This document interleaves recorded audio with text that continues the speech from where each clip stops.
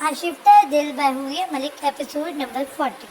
وہ بار بار اپنے موبائل کو دیکھ رہی تھی جہاں کچھ مہینے قبل مارے جلی کی تصاویر سینڈ کی گئی تھیں، جس میں وہ گولی کھانے کے بعد مردہ حالت میں پڑا ہوا تھا، اور اب ایسی ہی تصاویر سوشل میڈیا پہ وائرل تھی۔ اس کی الجھن کا باعث مارے جلی کا مرنا نہیں تھا، بلکہ اسے تو یہ شک کھٹک رہی تھی کہ وہ اسے اس تصویر کے ساتھ ہی کیوں کہا گیا تھا کہ اسے حماس کے خلاف ثبوت بھی دیں گے۔ تو کیا حماس کا اس قتل سے کوئی لینا دینا تھا؟ اگر تھا تو اس نے ایسا کیوں کیا؟ ایسے بہت سے سوال اس کے دل و دماغ میں پھن پھلا رہے تھے، اور ان گزرے سالوں میں پہلی دفعہ اس نے ان سوالوں کے جواب حماس سے لینے کا سوچا تھا، لیکن اس سے قبل کہ وہ سوچ پہ عمل درآمد کر پاتی، اس کے نمبر پر عائشہ کی کال آنے لگی۔ السلام علیکم، اس نے گہری سانس بھرتے ہوئے سلامتی بھیجی۔ حماس کے امریکہ رکوش ہونے کے بعد وہ بہت کم لاہور رہی تھی، بلکہ وہ حماس کی آبائی حویلی میں ہی زیادہ تر قیام کرتی تھی، جہاں عائشہ بھی بعض اوقات دن کو چند گھنٹوں کے لیے اس سے مل جاتی تھی، اور ضلع عباس کو بھی سب سے ملوا جاتی تھی، لیکن وہ اپنی حویلی کبھی نہ گئی تھی۔ وعلیکم السلام، کیسی ہو؟ عائشہ کی متنم آواز پہ وہ ہولے سے جواب دینے لگی جب عائشہ نے موبائل اسپیکر پہ ڈال کے عباس کی طرف بڑھایا، جو ہمک کے اس کی جانب بڑھ رہا تھا۔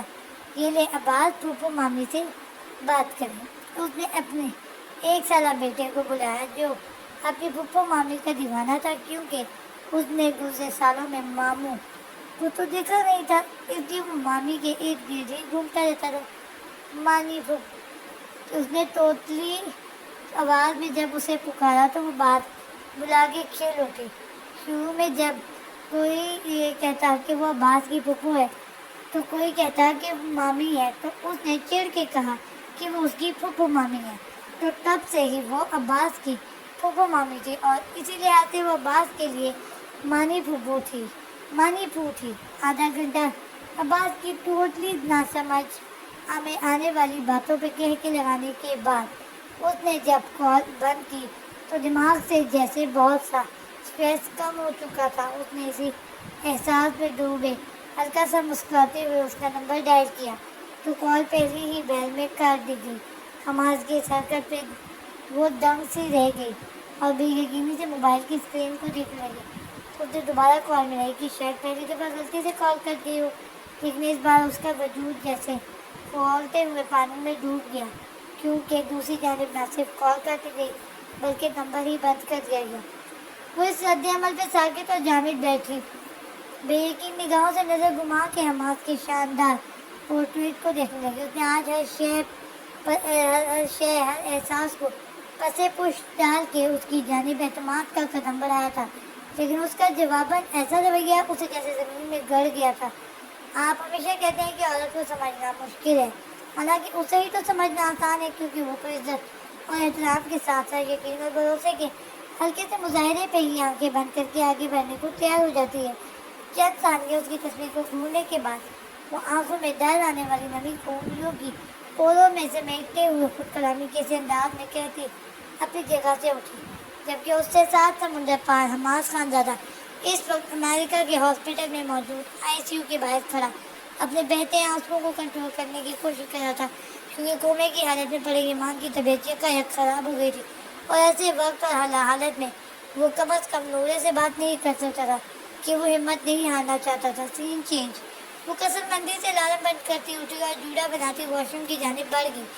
آج ان کا آفیشیل ڈنر تھا ہوٹل میں، جس میں جانا ناگزیر تھا، اس لیے وہ تیار ہونے چل دی، حالانکہ آج اس کا بالکل دل نہیں کر رہا تھا کہیں جانے کو، مگر مجبوراً اسے دل کی ماننے سے انکار کرنا کر دیا۔ وہ تیار ہو ہی رہی تھی جب حسن صاحب نے کال کیا، بہت سنجیدگی سے اس سے حماس کی بابت استفسار کیا، تو اس کا کلیجہ جیسے سڑ سا گیا۔ تبھی اس نے بنا کسی لگی لپٹی کے انہیں بتایا کہ ان کے صاحبزادے نے کل اس کی کال اٹھانے کی زحمت نہیں کی تھی۔ اس کی بات سن کے وہ چپ ہو گئے اور پھر اسے اپنا خیال رکھنے کی تاکید کر کے کال بند کر دی۔ ان کی کال بند ہونے کے بعد اس کا دل چاہا کہ وہ حماس سے ایک دفعہ رابطہ کرے، لیکن دل کی چاہت پہ لعنت بیچتی وہ اپنے گلے میں دوپٹہ سیٹ کرنے لگی، کیونکہ اس کے خیال میں حماس نے غلطی کی تھی اور پہلے کال اب وہی کرے گا، اور یہاں وہ اپنی زندگی کی بہت بڑی غلطی کرنے والی تھی۔ سین چینج، وہ اپنی ٹیم کے ساتھ ہوٹل پہنچ چکی تھی جہاں وہ شخص ٹھہرا ہوا تھا جس کا ان کے ڈائریکٹر صاحب کو انٹرویو کرنا تھا۔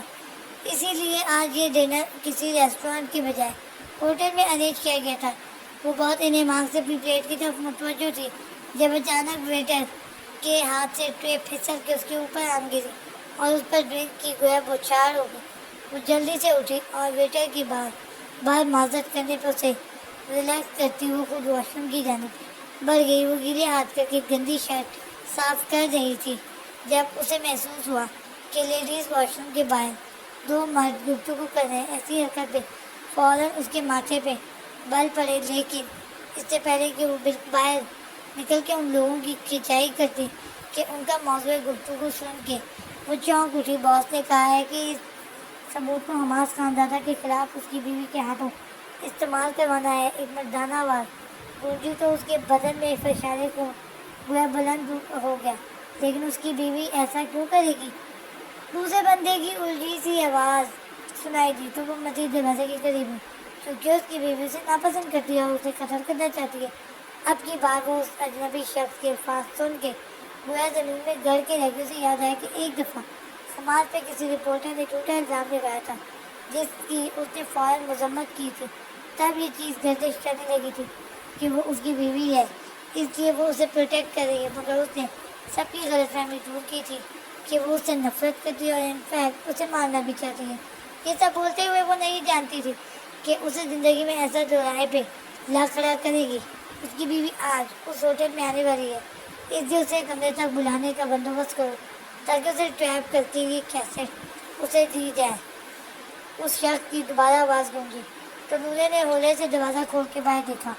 وہ دونوں دروازے سے تھوڑا پرے کھڑے پلاننگ کر رہے تھے۔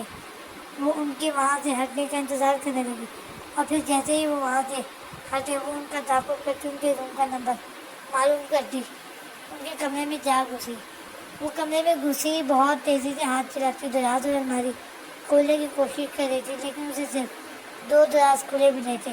وہ اپنے کام میں مگن تھی، اس لیے وہ جان نہ سکی کہ کب دروازہ کھلا اور کب کوئی کمرے میں داخل ہوا اور دروازہ بند کر گیا تھا۔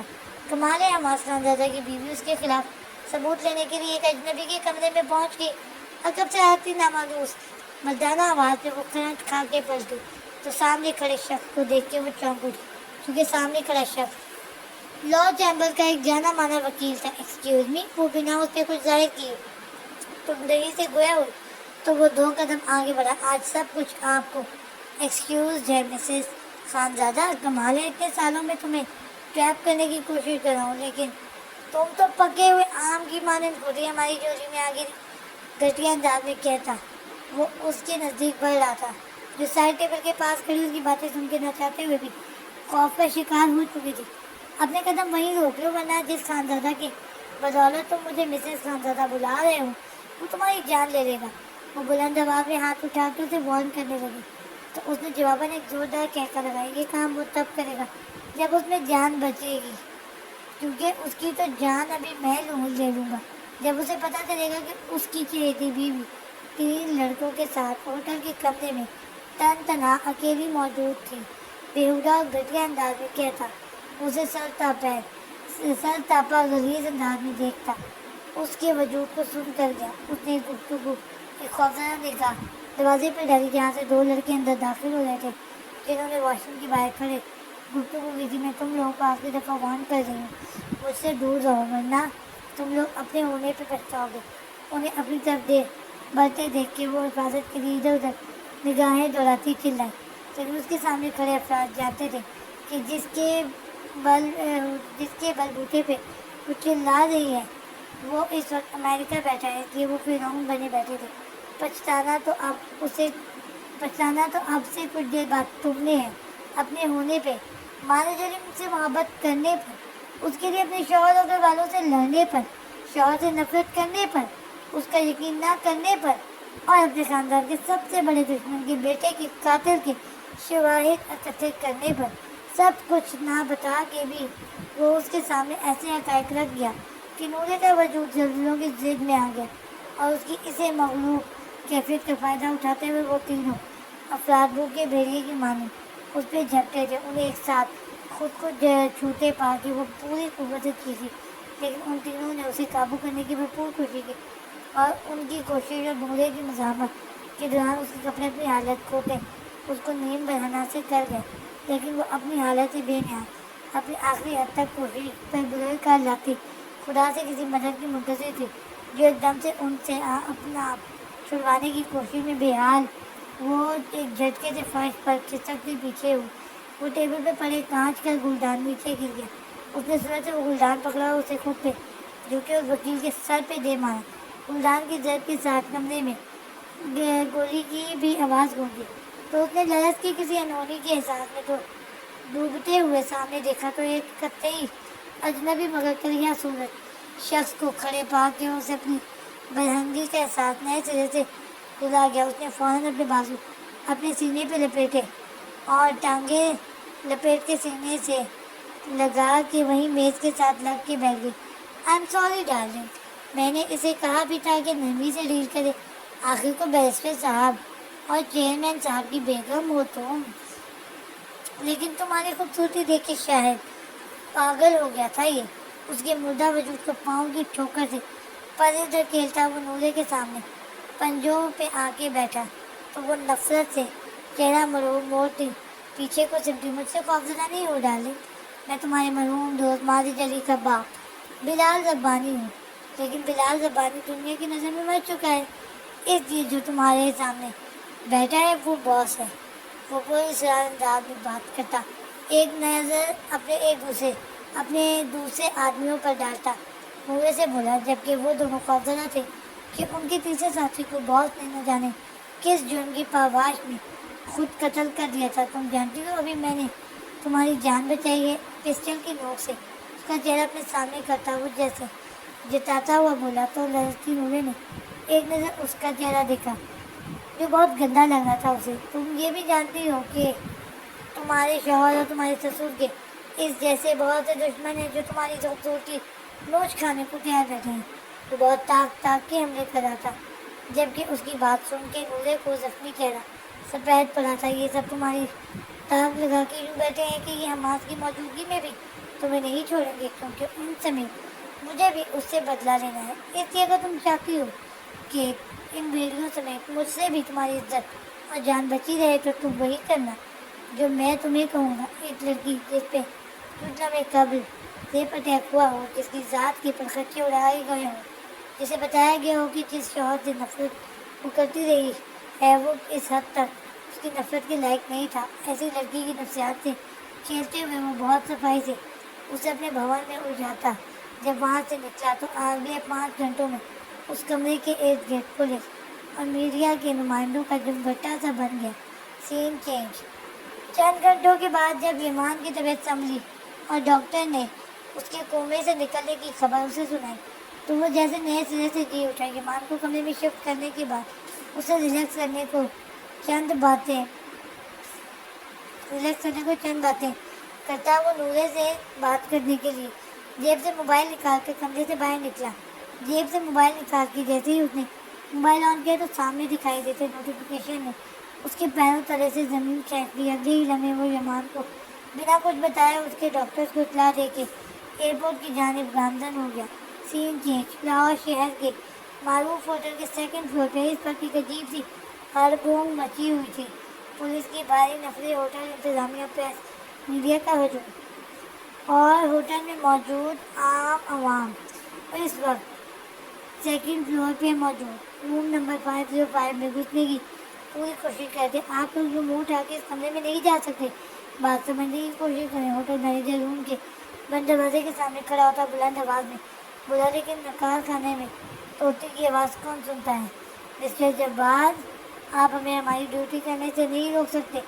اب اگر اگلے 1 منٹ میں کمرے کا دروازہ نہ کھلا تو ایک مجرم کو بنا دینے کے جرم میں آپ کو گرفتار کر لیا جائے گا، ایس پی کامران نے درست لہجے میں کہا تو مینیجر جبار نے بے بسی سے اسے دیکھا اور اگلے ہی پل مڑتے ہوئے کمرے کا لاک کھلا تو پولیس اور میڈیا والا مکھیوں کی طرح اس کے کمرے کی طرف بڑھے، جہاں ایک خوبصورت دوشیزہ اپنے نیم بدنہ وجود کو بیڈ شیٹ سے کور کیے فرش پہ بکھرے خون کے پاس گھٹنوں میں منہ چھپائے بیٹھی تھی، جبکہ اس سے کچھ فرلانگ کے فاصلے پہ ایک نوجوان کی لاش پڑی تھی، جس سے رشتہ خون اس دوشیزہ کی جانب بہہ رہا تھا۔ اگلے چند ہی لمحوں میں کمرے میں ایک طوفان سا برپا ہو گیا۔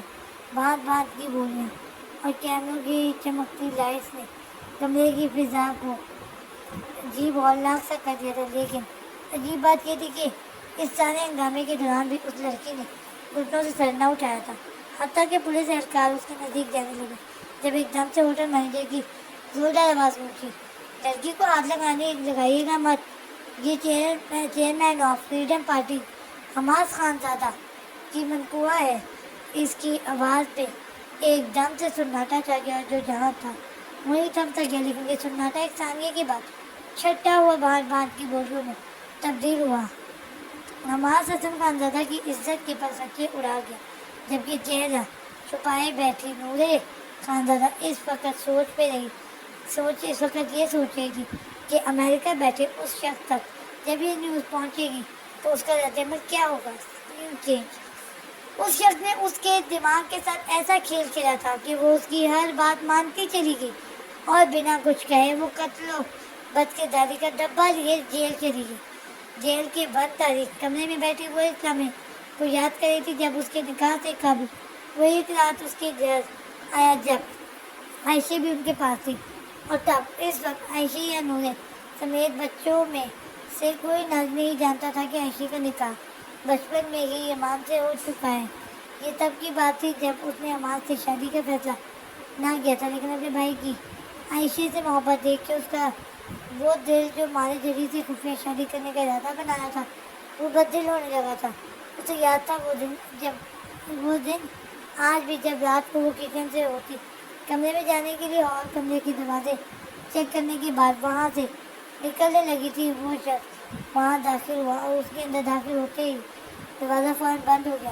تم یہاں کیا کر رہے ہو؟ وہ اسے دیکھتے ہی بھڑکی، لیکن اس سے پہلے کہ وہ کچھ کہتی ایک جھٹکے سے دروازہ کھول کے ایمان اور ملازم اندر داخل ہوئے۔ ان کے ساتھ عائشہ بھی تھی۔ ہاتھ چھوڑو میری بہن کا، ورنہ میں جان سے مار ڈالوں گا، اس نے بلند آواز میں للکارا۔ لیکن دوسری جانب چندہ فرق نہ پڑا، اس نے بہت سہولت سے نورے کو اپنے بازو کے حصار میں لی۔ تم کچھ نہیں کہہ سکتے ایمان خانزادہ، کیونکہ وہ اس کی آنکھوں میں دیکھتا ہوا بولا، تمہارے ہاتھ اس بری طرح سے بندھ چکے ہیں کہ تم اپنی حویلی میں موجود اس شخص کا بھی کچھ نہیں بگاڑ سکتے جو تمہاری آنکھوں کے سامنے تمہاری بہن کو لیے کھڑا ہے۔ دائیں بازو کے حصار میں کھڑے اس کے نرم و نازک سراپے کو گہری بے باک نگاہوں سے دیکھتے ہوئے اس نے تمسکرانہ انداز میں کہا تو اس کے سامنے کھڑے ایمان خانزادہ نے اپنی گرفت ہاتھ میں تھامی بندوق کو مزید سخت کی۔ جس زنجیر سے تم میرے ہاتھ بندھے ہونے کا دعویٰ کر رہے ہو اسے میں ایک پل میں توڑ سکتا ہوں۔ ایمان خانزادہ کی رعونت بھری آواز میں نہ صرف تم دو نفوس بلکہ حویلی کی کشادہ ہال میں کھڑے ملازمین بھی دھک سے رہ گئے۔ نورے خانزادہ کو اپنی گرفت میں جکڑے حماس کی آنکھوں میں اس کی الفاظ نے جیسے ریت سی بہتی تھی، لیکن ہمیشہ کی طرح فقط ایک لمحہ لگا تھا اسے خود کو سنبھالنے میں۔ یہ غلطی کرنے سے قبل ایک نظر میرے پہلو میں ضرور ڈالنے لگا۔ دائیں بازو کے سامنے کھڑی نورے کو ایک جھٹکے سے سینے سے لگاتے ہوئے اس نے کچھ دیر قبل لگائی گئی اس کی آنکھ کی تپش اس تک پہنچانے کی کوشش کی، جبکہ اس کی اس قدر بے باک حرکت پر وہ بھی اپنے بھائی اور ڈھیروں ملازمین کی موجودگی میں اسے اہانت اور شرمندگی کا شکار کر گئی۔ اپنی حدود کو مت بھولو حماس خانزادہ، اس کی حرکت پہ تل ملاتے ہوئے ایمان نے چلا کے بندوق کی ناک حماس کی سینے کی جانب کی تو اس صورتحال سے خوفزدہ ہوتی انہوں نے فوراً چیخی، چھوڑو مجھے۔ اس کی مضبوط گرفت میں ٹسمساتے ہوئے وہ اس سے دور ہونے کی کوشش میں تھی۔ ڈونٹ یو وری، چھوڑ رہا ہوں ابھی، کیونکہ میں بزدلوں کی طرح یوں رات کے اندھیرے میں آپ کو نہیں لے کے جاؤں گا، بلکہ ایمان کی بندوق سمیت باقی بندوقوں سے بے نیاز وہ اس کے سفید چہرے پہ بکھر کے آنسوؤں کو چومتے ہوئے بھاری لہجے میں بولتا، اس کی دھڑکنوں کو مدھم کرتا جا رہا تھا، بلکہ پوری دنیا کے سامنے آپ کو اس طرح سے لے کے جاؤں گا کہ تعمل میرے ہونے پر ناز محسوس کریں گے۔ اس کی کن پٹی کو ہونٹوں سے چھوتے ہوئے وہ بائیں آنکھ کھولے سے دباتا یمان کو تیر لگاتا ہوا چھوڑ کے ایک فاتح کی طرح باہر نکلتا چلا گیا، جبکہ ہتھیاروں سے لیس درجنوں ملازمین چار کے بھی اسے ہاتھ تک نہ لگا سکے، جبکہ ساکت اور شجر کھڑی نورے کے آنکھوں میں اپنا گلابی رنگ تھا۔ سوٹ گہرایا جو اسے کل اپنے نکاح پہ پہننا تھا، لیکن وہ اس نکاح پہ دلہا حماس حسن خانزادہ نہیں تھا۔ وہ اس دن کی یاد میں مغن تھی جب اسے حماس کے آنے کی اطلاع ملی، اور پھر وہ آ گیا۔ اس کا رد عمل وحشی مردوں کی طرح نہیں تھا، لیکن اس کی محبت لٹاتی آنکھیں اب خاموش ہو چکی تھی، اور یہ اس کے لیے نہایت اذیت ناک تھا کہ وہ اس بات سے باخبر ہو چکی تھی کہ وہ بھی اسی راہ کی مسافر بن گئی ہے جسے حماس نے برسوں پہلے چنا تھا۔ سین چینج۔ وہ باس کے کہے کے مطابق ہر کام کر رہی تھی، لیکن گڑبڑ ہوتا ہوئی جب حماس سمیت حسن صاحب بھی اس ساری گیم کو سمجھ گئے۔ بٹ اب انہوں نے وہ سارے کنیکشن جس سے باس نے نورے سے رابطہ کرنا تھا وہ اپنی پاور میں لیے، اور پھر نورے کو شک نہ ہو نہ باس کے کسی چیلے کو شک ہو۔ حماس وقتاً فوقتاً اسے خود آرڈر دینے لگا۔ اس کا خیال تھا کہ شاید اس مقام پہ وہ اسے اعتماد پہ لے لے، لیکن اس نے ایسا نہیں کیا، بلکہ اس کو مارنے کے حکم پہ رد عمل درآمد کرنے کے بجائے وہ خود کو مارنے چل دی۔ اسی دوران ایک دفعہ پھر سے اسے کڈنیپ کرنے کی کوشش کی گئی، جسے یمان اور حسن صاحب نے ناکام بنا دیا اور اسے ایک محفوظ مقام پہ منتقل کر دیا جہاں حماس کے لیے پہنچنا ناممکن نہیں تھا۔ اس لیے وہ وہاں پہنچا، لیکن نورے کی زخمی کمر اور وجود دیکھ کے اس کا دل گویا آگ کے انگاروں میں لوٹنے لگا تھا۔ وہ جو اس کی خودکشی کی کوشش پہ اس سے نالا تھا، یہ سب دیکھ کے وہ آپے سے باہر ہو گیا، اور اسی روپ میں وہ وہاں سے بچا تھا جس روپ میں اس نے ان افراد کو ان کے انجام تک پہنچایا تھا جنہوں نے اس ساتھ نورے کی عزت پہ حملہ کیا تھا۔ سین چینج۔ وہ سب بہت توجہ اور ہوشیاری سے اپنے دشمنوں کو جڑوں سے پکڑ کے ختم کرنے کی کوشش میں تھے کہ ایک دفعہ پھر سے ان کے گھر پہ اٹیک کر کے انہیں کمزور کرنے کی کوشش کی گئی، اور ایک بار پھر زندگی وہیں جا رکی جہاں سے شروع ہوئی تھی، کیونکہ یمان خانزادہ کی عائشیں اس کی بیٹے سمیت حویلی چھوڑ کے میکے جا چکی تھی، جاری ہے۔